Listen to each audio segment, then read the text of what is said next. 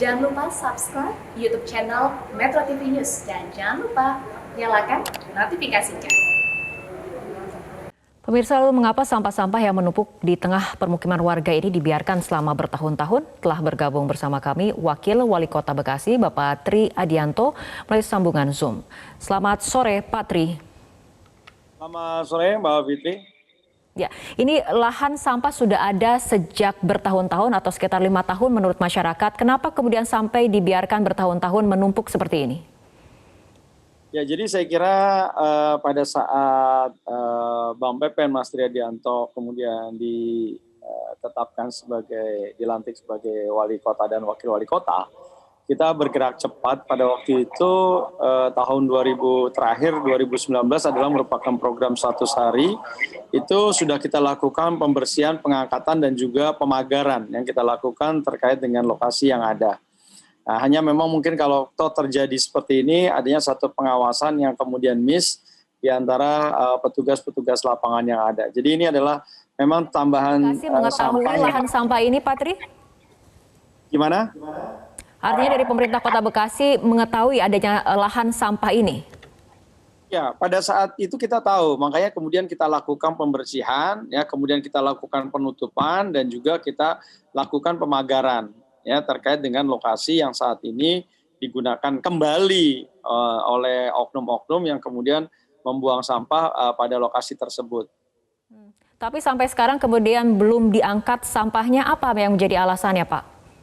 Nah, jadi kan kemarin itu saya sebetulnya sudah minta kepada Kepala Dinas Lingkungan Hidup untuk melakukan berbagai persiapan terkait dengan apa yang harus kita lakukan terkait dengan sampah yang ada, termasuk yaitu melakukan pengambilan dan kemudian kita mengirimkan ke Bantar Gebang. Ya, tentunya ada proses. Ya, hari ini teman-teman karena ini tidak bisa dilaksanakan sendiri oleh Dinas Lingkungan Hidup, tetapi berkoordinasi dengan Dinas Bina Marga dan Sumber Daya Air terkait dengan pengadaan dari alat beratnya. Ya, jadi hari ini kita mapping apa yang disampaikan Kepala UPTD terkait dengan kondisi lokasi, karena memang lokasinya ada di cekungan, ya. Oleh karena itu tentunya harus sopir alat berat ini melakukan persiapan-persiapan, dan mudah-mudahan ya besok pagi juga adanya satu perkuatan, ya, mungkin kita akan libatkan 30 sampai 40 truk yang kemudian akan kita lakukan pengangkutan. Demikian, Mbak Fitri.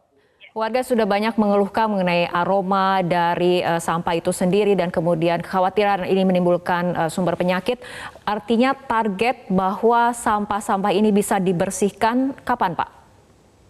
Jadi kalau kita akan mulai besok dengan kapasitas kurang lebih dari 22 hektar lahan yang kosong, itu memang ada kurang lebih sekitar 8 hektar yang kemudian terisi.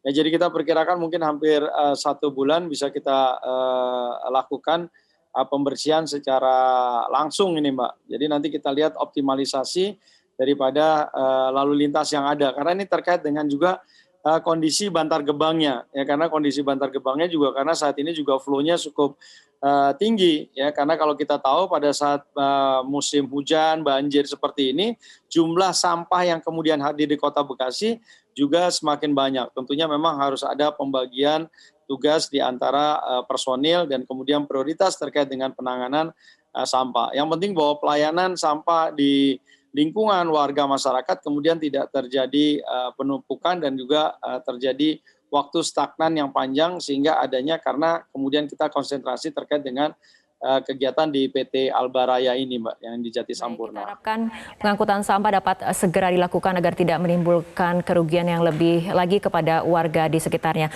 Baik, terima kasih Pak Tri Adianto, Wakil Wali Kota Bekasi telah bergabung bersama kami.